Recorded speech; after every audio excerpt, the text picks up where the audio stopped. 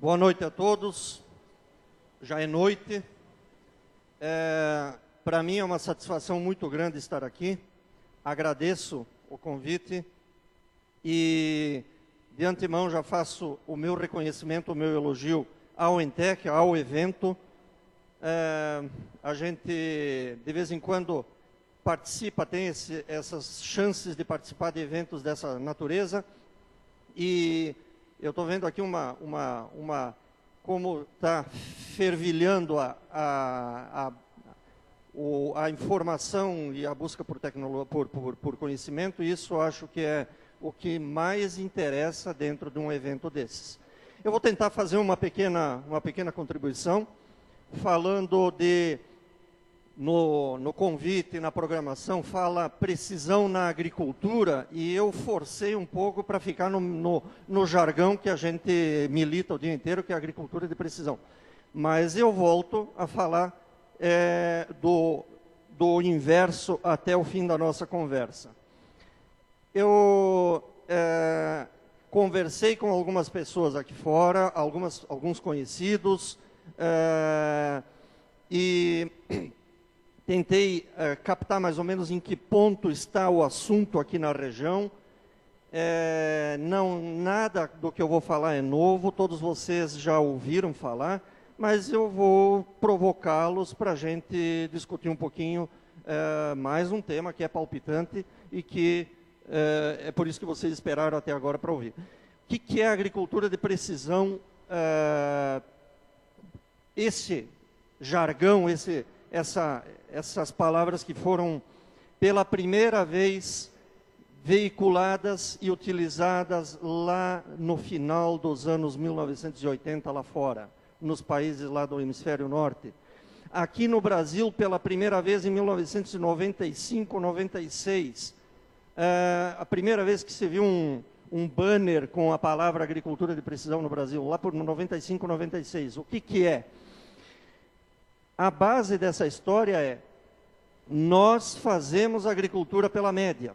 Aqueles que ainda não entraram nesse assunto aí. O que é fazer agricultura pela média? É aquela velha história de fazer uma amostragem, caracterizar uma grande área e fazer uma dose única, uma recomendação única e um tratamento único. Isso é fazer agricultura pela média. E depois colher X sacos por hectare, pela média.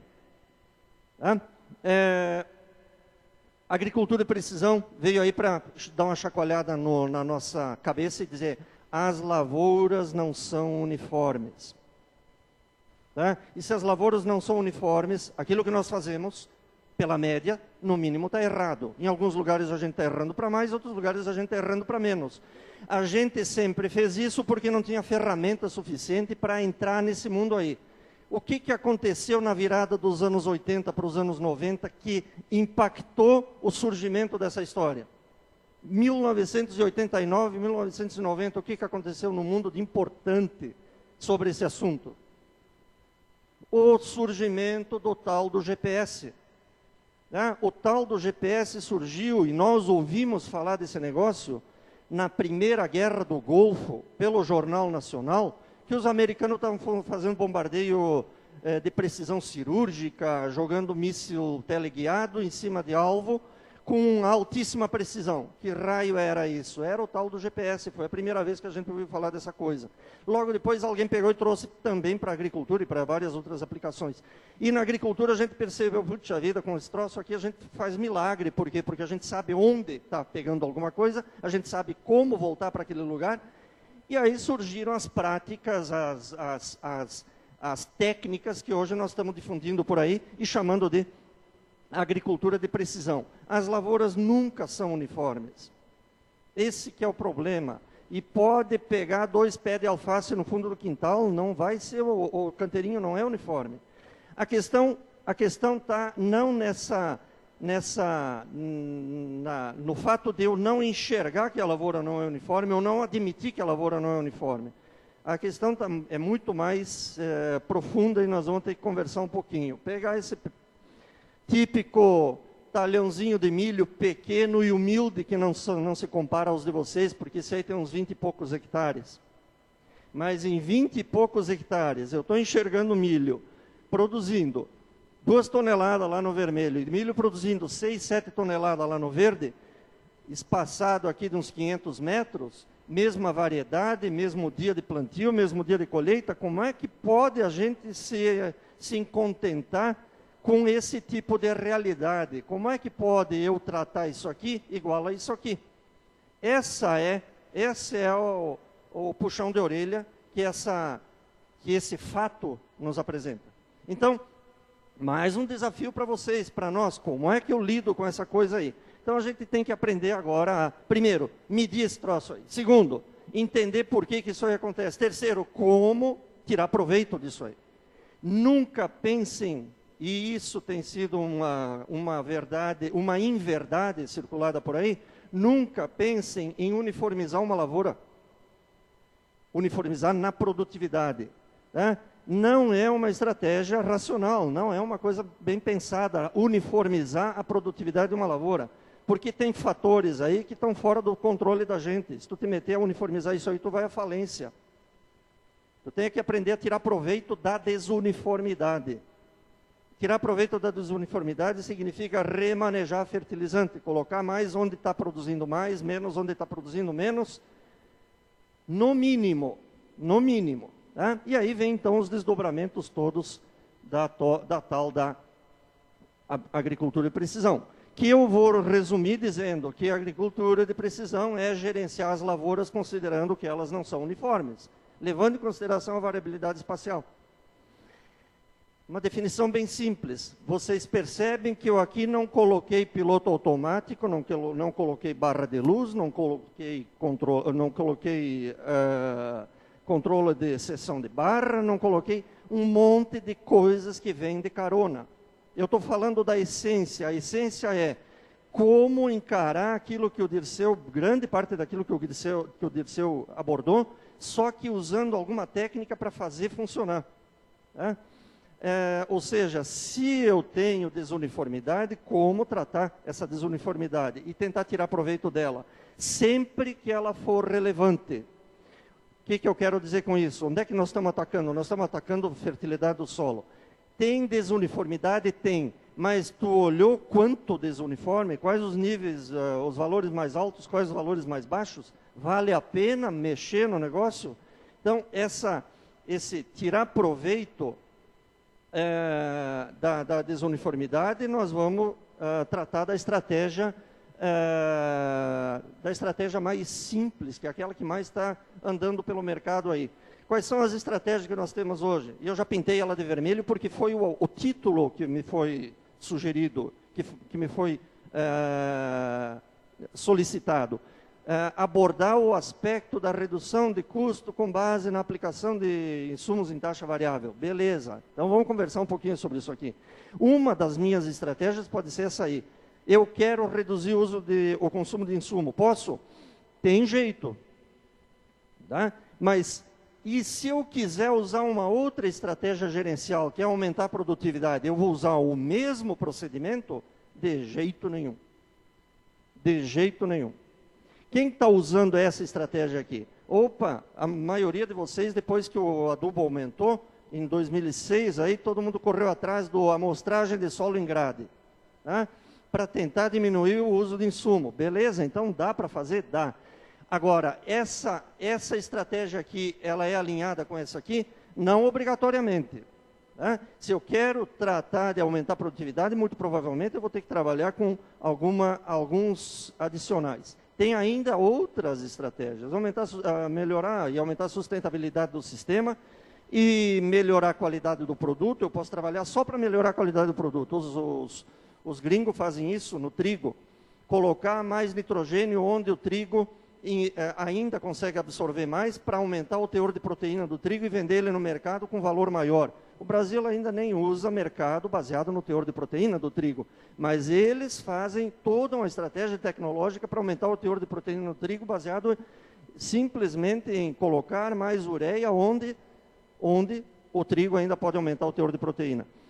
Aumentar a qualidade. E por último, o que todo mundo quer, de um jeito ou de outro, em uma ou outra, aumentar é lucratividade.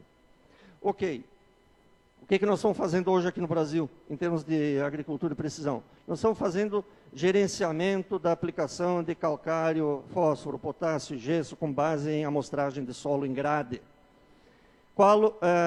Essa amostragem de solo em grade está difundida pelo meio de vocês, muita gente aqui provavelmente já adota, já utiliza, e eu não quero ser aqui apenas o divulgador dessa técnica, que eu vou explicar em 2 minutos o que mais ou menos é feito, mas também quero ser um crítico dessa técnica.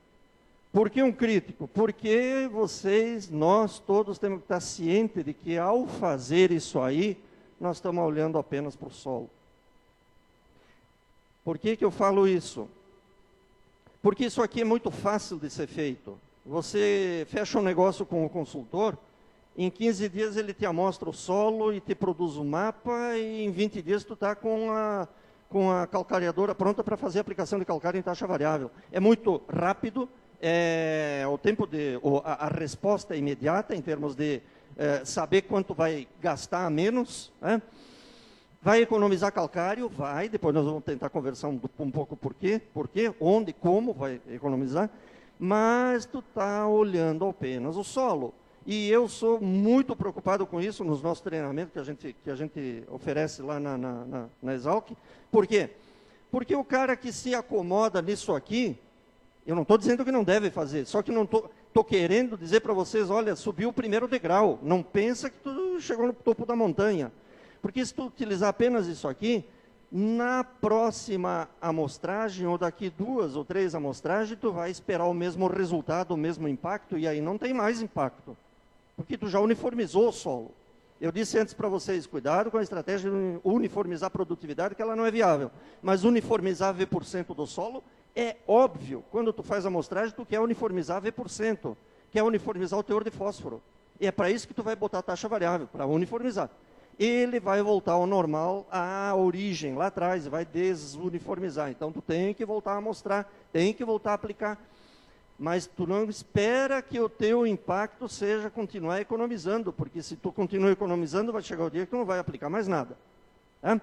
Bom, esse é mais ou menos o produto que todo mundo gosta de ver, que é o mapa de teores, portanto, o mapa de quanto aplicar. Mas e daí? E o que mais? Como é que eu faço para evoluir? Como é que eu faço para fazer isso direitinho? O Dirceu falou bastante de extração. Extração. Como é que eu gero um mapa para aplicar bem feito a extração do ciclo anterior? Poxa vida, todos nós sabemos disso. Só que nós não estamos fazendo, que é o tal do mapa de produtividade. Quantos de vocês nunca ouviram falar de mapa de produtividade? Monitor de produtividade na colheitadeira. Agora, quantos de nós estamos utilizando ele? Ou gerando um dado bonitinho e jogando lá no computador para fazer a tal da recomendação. Isso aqui significa olhar para a planta. Né? Quer ver um exemplo bem simples? Está aqui o mapa de soja. Esse é o mapa de produtividade da soja. Olha como a soja é bagunçada. O azul mais escuro, diferentemente do Dirceu, o azul é o melhor, e o azul fica mais saliente quando a produtividade é maior nesse mapa. Nesse caso, idem, aqui é o milho safrinha seguido da soja na mesma lavoura. Tá? O que eu tenho aqui? Eu estou indicando regiões com produção assustadoramente maior. Tá? Esses azuis mais escuros. E regiões de produtividade bem baixa. O milho é muito mais responsivo, muito mais exigente, muito mais bonito de olhar o mapa de produtividade dele. Beleza, o que eu tenho aqui? A exportação de potássio da soja, a exportação de potássio do milho e o mapa de recomendação de potássio extraído no ciclo. Olha que coisa bonita isso aí. Como é que eu faço um negócio desses?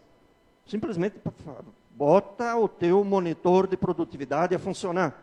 Faz os mapas de produtividade, bota isso lá no computador, no SIG, no Sistema de Informação Geográfica, produz essa informação aí, que é a recomendação, isso aqui é a recomendação do potássio que foi extraído, que foi abordado na palestra anterior. E assim eu posso fazer para os outros também. Vejam o grau de detalhamento desse mapa aí. tá? Que não tem nada a ver com aquele grau de informação dos mapas obtidos com amostragem de solo. Eu não estou dizendo que aquele não é importante, eu estou dizendo que esse aqui é muito mais verdadeiro do que aquele. E, portanto, muito mais confiável. E aqui eu estou repondo exatamente o que eu tirei. E depois boto lá o delta de reposição do solo.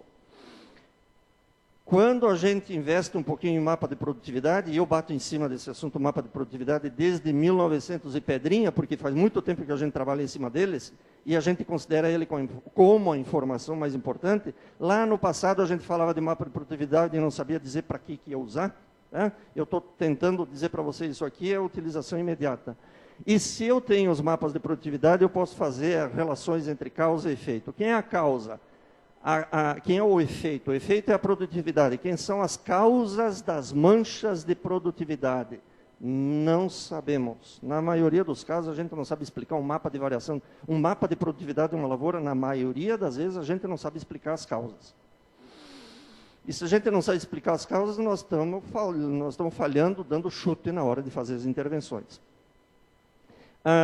Em termos de entender o que é fazer agricultura de precisão, é um negócio trabalhoso, é vestir a camisa e fazer a coisa funcionar.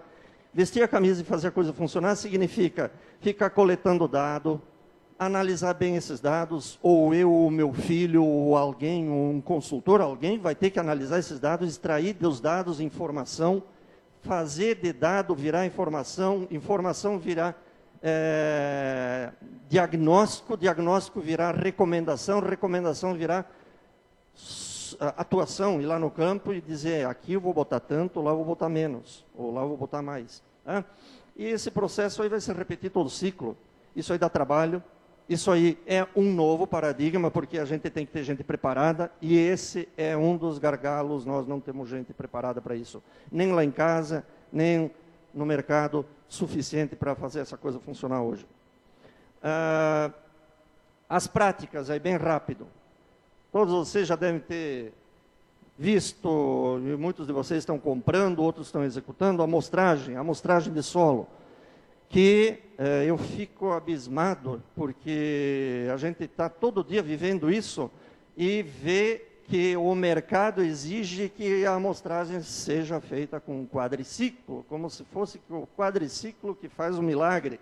A amostragem pode ser feita de qualquer jeito, tá? Pode ser feita com pá de corda, pode ser feita com trado, pode ser feita do jeito que sempre fez, só que a única coisa que tu vai fazer é georreferenciar a amostra, ou seja, vai saber de onde tu tirou a amostra. Como é que começa o processo? O processo começa eu tendo o mapa do contorno da lavoura, faço o contorno da lavoura com GPS, faço um arranjo para dizer onde eu vou tirar as amostras, tá? O mapa das amostras, vou lá, navego, procurando esses pontos para tirar as amostras, mando para o laboratório.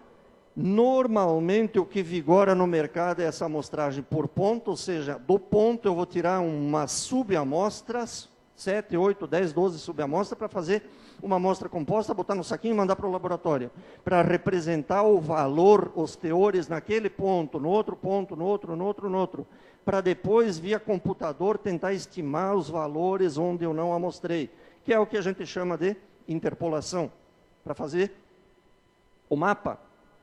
O mapa do quê? Da V%. Olha o mapa da V% dessa lavoura. 20 e poucos aqui, 50, 60 aqui. Claro que vai dar um mapa de calcário dessa natureza aí. O calcário é a V%, a CTC e a UPRNT do calcário. Aqui eu tenho doses de calcário em quilograma por hectare. Aqui vai quase 4 toneladas, aqui vai 500 quilos. É daqui que vem a economia, gente. Tá? É daqui que vem a economia, não tem nenhum milagre. Não tem milagre, ela vem daí. É disso aí que sobra calcário na hora de fazer a conta, do que eu fazia pela média, do que eu faço agora, quando faço taxa variável. Como é que nós fazemos hoje no Brasil? Bom, nós estamos fazendo sempre baseado no mapa, ou seja, alguém tem que ir lá no campo fazer essa etapa de amostragem para gerar o mapa. O mapa é produzido num software, o software no mercado custa caro. Então, existe uma economia girando em torno da agricultura de precisão hoje no Brasil. Gente tentando se estabelecer, alguns já bem estabelecidos, para vender, essa inteligência, esse serviço que é gerar a recomendação. Aqui atrás tem um aplicador, em cima eu tenho um GPS e vou fazer a aplicação. Beleza. Nós vamos nos contentar com isso aí? Não. Nós queremos ir para frente. Nós queremos desenvolver técnicas. Eu digo a humanidade, quer desenvolver técnica que eu consiga medir do solo ou da planta um sinal que me diga quanto ela quer. E nós não estamos longe disso, nós estamos trabalhando forte para chegar nisso aí. Dos 3 elementos importantes NPK, um deles já está praticamente resolvido, que é o nitrogênio, embora aqui no Brasil a gente não tenha dado muita bola para ele. Isso aqui é aplicação de nitrogênio sólido, líquido, amônia anidra, baseado em sensor de planta. O que é o sensor de planta?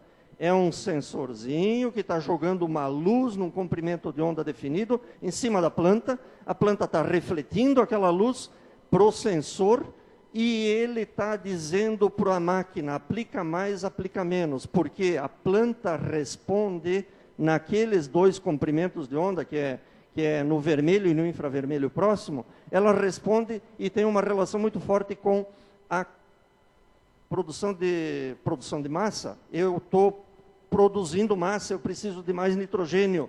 Ela pede mais nitrogênio, a máquina aplica mais nitrogênio onde precisa mais. Isso aqui já é aqui no Brasil. Está aí um outro sensor, esse sensor é europeu, os anteriores eram americanos. Nós estamos trabalhando forte nisso aí. O sensor está medindo e a máquina está aplicando, tudo na mesma operação, na mesma passada.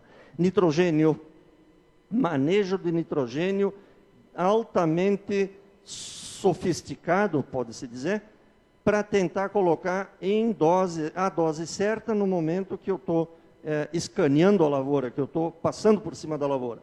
Bom, isso aí são coisas que vêm vindo, tá? Isso vem vindo. E eu botei aqui uma foto já brasileira para dizer para vocês que isso já não é coisa só dos outros. Falar um pouquinho da aplicação em taxa variável que vocês estão fazendo, que nós aqui no mercado estamos fazendo, que é aquela ainda baseada por mapa. E aqui está a nossa máquina velha, a máquina conhecida, que ela e os parentes dela são todos iguais. Nós temos o quê? Nós temos uma máquina que tem um mecanismo dosador, esteira com comporta, e um mecanismo distribuidor, disco duplo, disco centrífugo. Esse mecanismo aqui, esteira com comporta, define o quê? Quando eu regulo para definir o quê? A gente diz dose, mas não é dose, é vazão. É vazão. Quilo por segundo que vai sair lá atrás. Tá? Vazão. Esse mecanismo aqui define o quê? Que não tem nada a ver com aquele outro. Os 2 discos definem o quê? Largura. E, portanto, uniformidade. Tá? Largura. Se eu botar a largura e a vazão, eu tenho dose. Ok. O mercado brasileiro resolveu desenvolver controladores, o mercado mundial, resolveu desenvolver controlador para controlar a aplicação baseada no mapa, atuando na velocidade da esteira, botando motor hidráulico para atuar na velocidade da esteira. Mas podia ter sido motorzinho elétrico para atuar na altura da comporta. A indústria se explica e diz, olha, nós somos mais hidráulica do que elétrica, lá no galpão a turma domina mais hidráulica do que elétrica, ponto final, vamos tocar na hidráulica. Tá? Então a solução está girando mais em torno de motor hidráulico, tocando a esteira, e aí a gente tem velocidade variável. O que é um controlador? Por que eu estou falando isso? Porque, por incrível que pareça, nós estamos aqui na região, na grande região produtora de grãos, que tem uma resistência ainda muito grande à adoção dessa tecnologia que é muito simples, um controlador de taxa variável, né? Uma caixinha preta.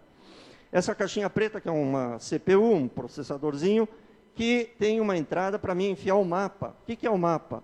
O mapa é o arquivo que foi produzido lá no computador, o mapa de dose de calcário, o mapa de doses de fósforo, o mapa de doses de gesso.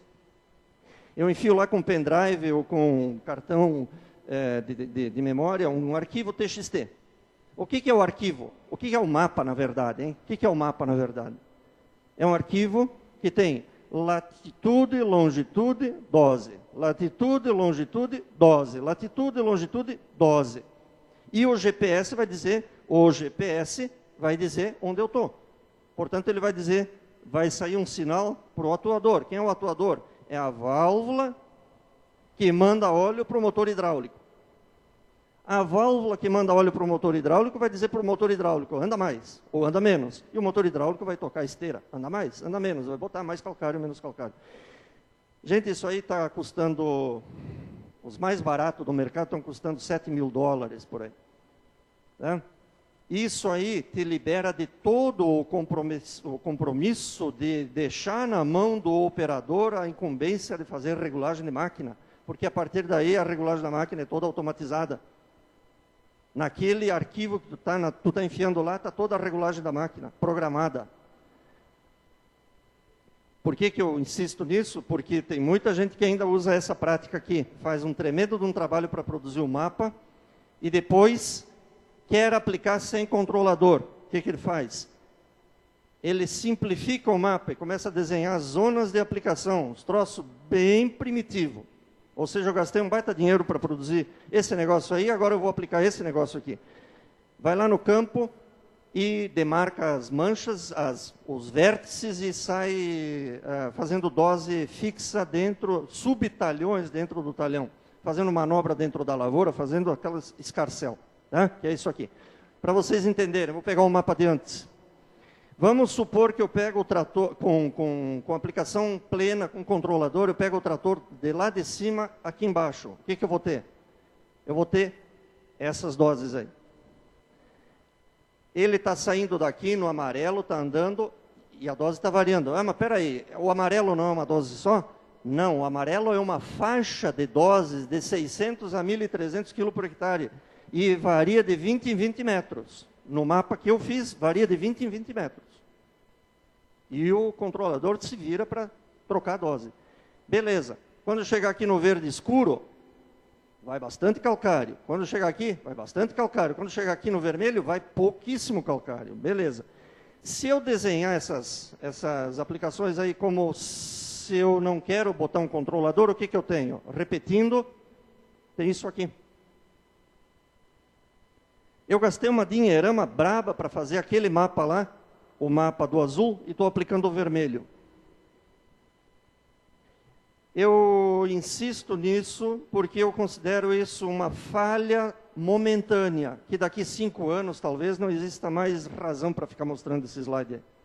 Na medida em que todo mundo incorporar o conceito de automatizar a máquina que aplica os sólidos, né? Que é colocar o tal do controlador para fazer aquela aplicação da esquerda e do azul, e não da direita e do vermelho. O que eu estou fazendo aqui? Eu estou errando, eu estou botando a mais aqui, eu estou botando a menos aqui, e assim por diante. E eu estou chamando isso aí de precisão.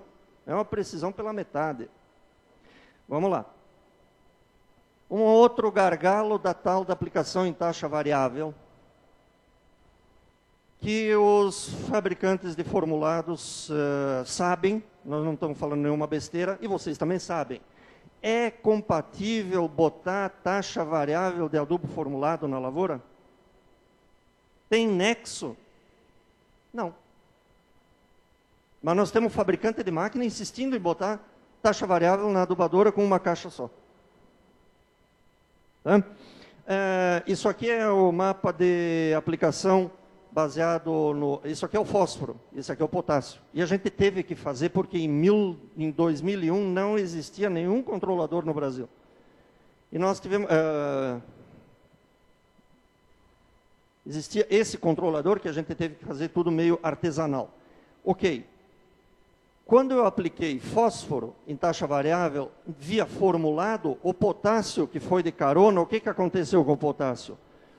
Aqui faltou, porque precisava bastante, e eu botei pouco, baseado no potássio, no fósforo. Isso aqui é uma fórmula 8-20-20. Né? Faltou potássio aqui, sobrou potássio aqui. Olha as quantidades que faltaram e sobraram de potássio. Por quê? Porque eu insisti em botar um formulado em taxa variável. O fósforo não tem nada a ver com o potássio, o mapa do fósforo não é parente do mapa do potássio. As coisas começam a mudar. As coisas começam a mudar. E vocês conhecem máquina, né? Vocês sabem que esse aqui não é um grande fabricante de plantadeira. Mas ele deu um pontapé na canela dos grandes, porque foi o primeiro a botar no mercado uma máquina com 3 caixas. Uma para fósforo, uma para potássio, e se eu quiser, uma para nitrogênio, o dia que eu tiver mapa de recomendação de nitrogênio, porque aqui eu troco a pipoqueira por caixinha de semente. E aí também posso botar semente em taxa variável. Estou mostrando isso para vocês, para dizer, vocês é que tem que exigir. Daí os fabricantes vão reagir. Não foi muito discutido, mas é um outro problemaço, a questão de botar adubo na semeadura ou tirar a adubadora da semeadora, né? Que estamos indo mais para a linha do tirar o adubo da semeadura do que qualquer outra coisa. Mas eu não vou entrar nesse mérito, não hoje. Então, tentar entender de onde está vindo as economias que o lado comercial da agricultura de precisão está utilizando quando vende o conceito para vocês.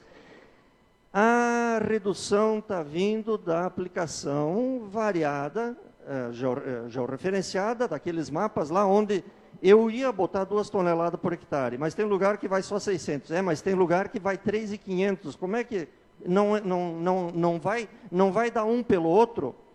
Não dá um pelo outro na média. Todo mundo acaba economizando 15%, 20% de calcário na hora que faz taxa variável. Por quê? Porque na prática a máquina automatizada é muito mais precisa do que as minhas regulagens feitas à mão, lá na comporta da calcareadeira. E eu acabo podendo fazer exatamente aquilo que o mapa me dizia. E dá essas quebras de 15%, 20%, tem gente que fala de 30% de economia, e não se assustem, é isso mesmo que dá. De fósforo, de calcário, de potássio.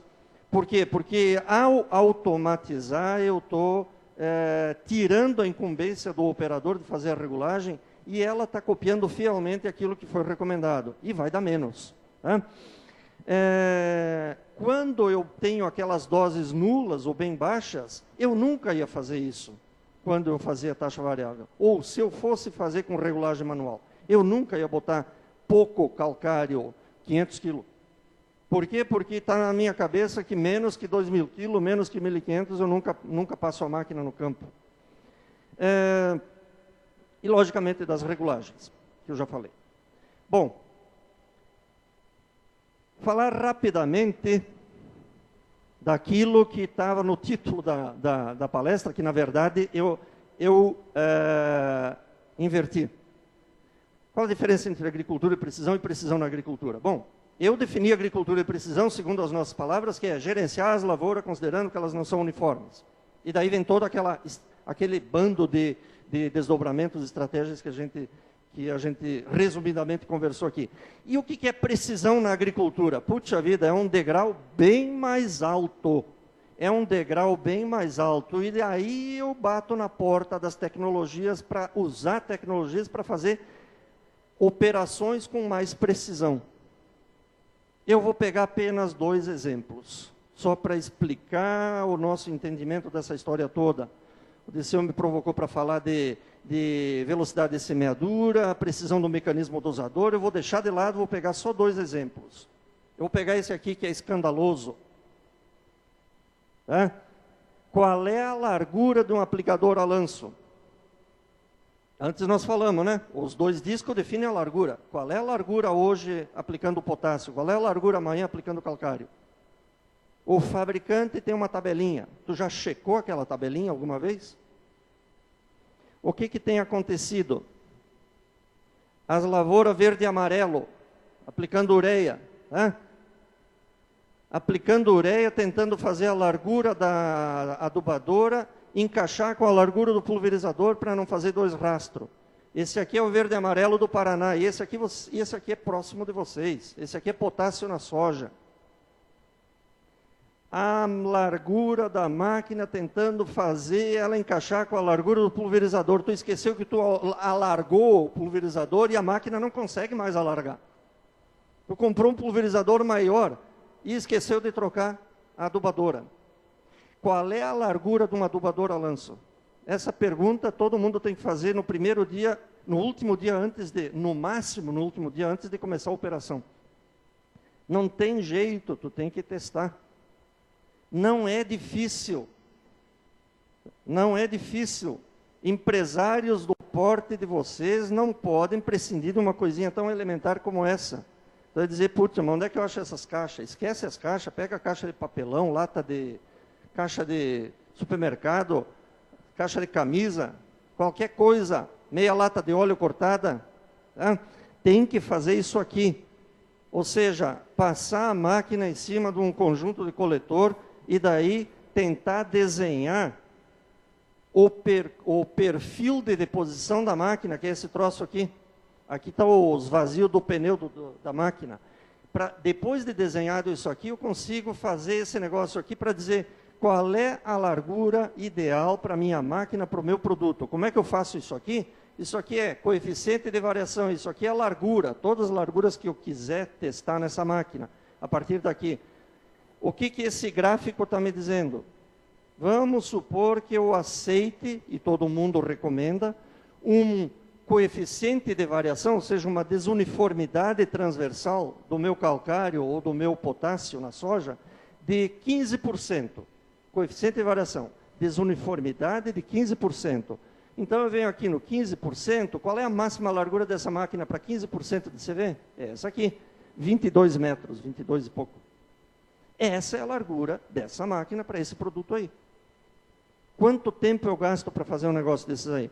Eu devo gastar aí uma meia hora para entre montar, coletar, pegar uma balancinha, pesar, ir lá no Excel, digitar e produzir essa curva. Vocês vão coçar a cabeça, porque para fazer essa curva aqui não é coisa muito trivial. Eu sugiro, isso aqui é um programinha que nós disponibilizamos de graça. Entra aqui nessa página aqui, você pega o Adulanço, esse programa aqui. Tu entra com os valores e ele te faz a curva. E tu já sai com a largura efetiva. Tem uma apostilinha lá, um manualzinho de uso dele, feito pelos meus alunos, um negócio bem pé no chão, tá? Bem pé no chão. Vai lá, dá download e faz esse negócio funcionar. Pega umas caixinhas lá no galpão e faz esses testes para a máquina sempre que tu troca de produto. Pegar um outro exemplo de uma maquineta bem sem vergonha, que vocês aqui eu acho que não tem, porque aqui não cabe uma máquina pequena dessas. Né? Mas vamos lá, essa aqui é a distribuição do calcário. Aqui está o gráfico. Vou interpretar. Vamos supor que é calcário, eu aceito 20%. Qual é a largura da máquina? É 5 metros, não tem choro, é 5 metros. Ah, mas está muito pouco. Então eu vou aumentar para 6. O que acontece se tu aumentar para 6? Eu aumento para 6, olha para onde vai o CV, 60%. Em 1 metro que eu aumentei a largura da máquina, eu desuniformizei a operação inteira. Eu saí de 20% para 60% de desuniformidade. E aí acontece as bagunças que a gente tem lá na lavoura em termos de manchas e lavoura toda zebrada, cheia de faixas, que nós produzimos com as nossas operações mal feitas. Isso é precisão na agricultura. Outro exemplo de precisão na agricultura, que dá trocentos desdobramentos, mas eu vou ser curto, é o piloto automático.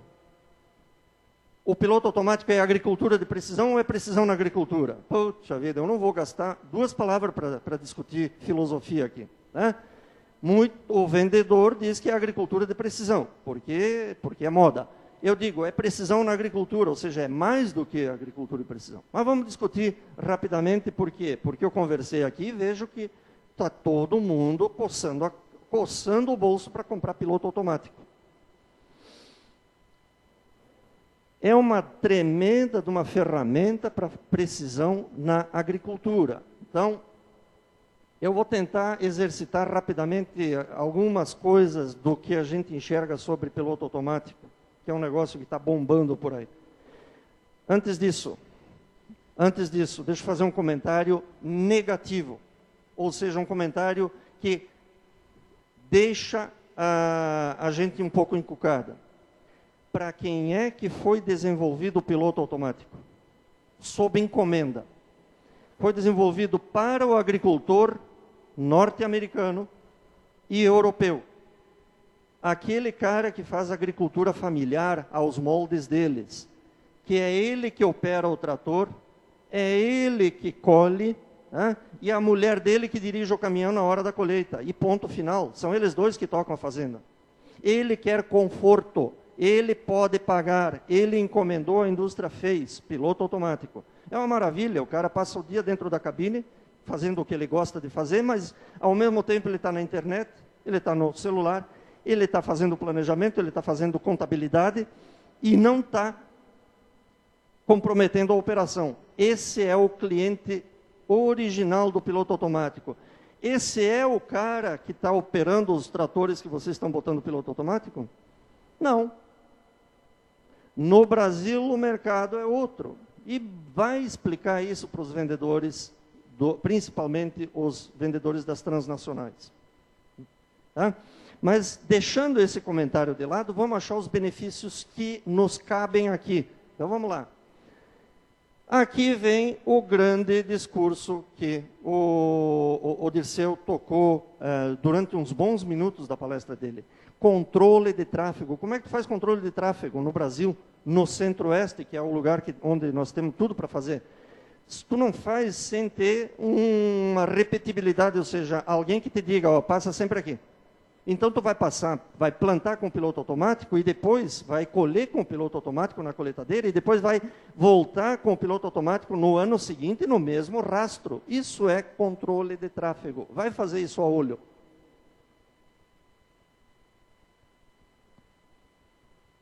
Permite velocidades maiores do que aquelas que a gente faz a olho. E aí vem a questão da semeadura, do plantio. Eu posso aumentar a velocidade do plantio sem comprometer a qualidade da semeadura, já que eu tenho piloto automático? Cuidado. Tá? Os mecanismos dosador pneumático estão aí para dizer que dá para aumentar a velocidade.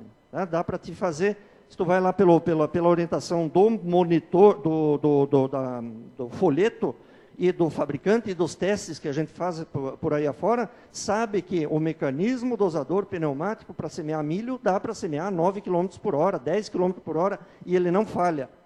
Mas o sulcador não dá conta do recado, a palha não deixa. Então, o aumento da velocidade aqui nem sempre é aplicável para todas as operações. Para pulverização, sim, para semeadura, não. Reduzir a fadiga do operador, beleza, isso é fantástico. Mas eu volto para perguntar, será que ele cansa tanto assim? Eu estou falando do operador funcionário, aquele fichado de carteira. Será que ele cansa tanto assim? Agora me permite trabalhar de noite, qualquer hora da noite. Essa é outra maravilha, né? Porque nós resolvemos boa parte de alguns dos nossos problemas. Por exemplo, pulverização noturna. Fazer diminuição de raio de manobra ou otimização de raio de manobra nas cabeceiras. Esse é um assunto que está mal explorado, pouca gente está trabalhando em cima disso. Eu faço o planejamento da ocupação das passadas do trator no computador. E daí ele vai fazer tudo sozinho. Eu só vou fazer manobra de cabeceira por enquanto, porque já tem trator que faz manobra de cabeceira sozinho e tem um aqui na região, alguns aqui na região, experimentalmente já funcionando. Minimizar erro de paralelismo, que é o ponto-chave para algumas operações. Isso aí foi feito, isso aí caiu como uma luva para cana-de-açúcar, porque o erro de paralelismo significa pisoteio na soqueira da cana, que é um negócio extremamente indesejável, porque diminui a durabilidade e a vida útil da lavoura. Número de cortes. Aumento do rendimento operacional. Por quê? Porque eu estou aumentando tudo aqui, lógico que vai aumentar os hectares por dia. Posso botar tantas máquinas quantas eu queira na lavoura, nunca uma vai ocupar o espaço da outra e nunca vou ter erro de contagem de linhas. E eu posso começar em qualquer lugar. E, o mais importante, me permite fazer operações integradas. Ou seja, hoje eu estou plantando, daqui 4 meses eu estou colhendo no mesmo... Vamos supor que eu trabalhe com plantadeira da mesma largura da plataforma. Com plantadeira com o mesmo número de linha da plataforma. A colhedora vai colher exatamente as linhas que foram semeadas. No mesmo arranjo, no mesmo percurso, desde que eu ajuste bitola, eu vou ter o famoso controle de tráfego. Não vou compactar porque eu sei onde tem que passar.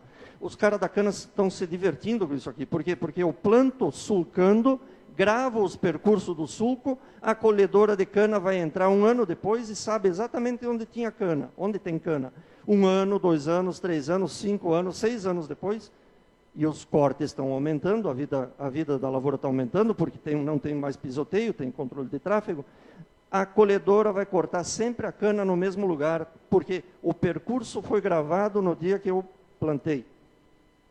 Esses são exemplos de precisão na agricultura. Tem trocentos outros.